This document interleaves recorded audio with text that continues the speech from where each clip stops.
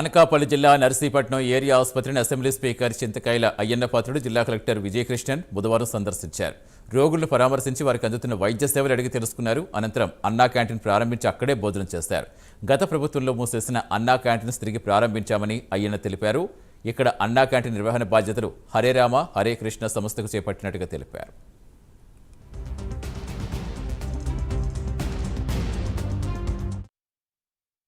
Madam గారిని కూడా చాలా యాక్టివ్, ప్రతి చిన్న విషయాన్ని కూడా స్పందిస్తుంటారు, శాస్త్రాన్ని సహకారం కూడా చేస్తున్నారు. చాలా చాలా సంతోషంగా.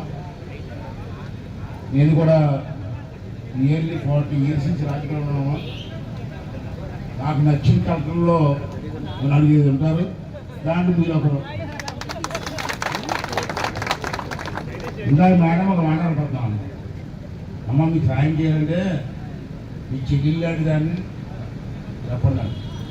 నాకు నా చెల్లెలు లేదమ్మా, నా చెల్లెలు లేదు. చెల్లెలు ఉంది కానీ దూరం ఉంది. నాకు కూతురు లేరు.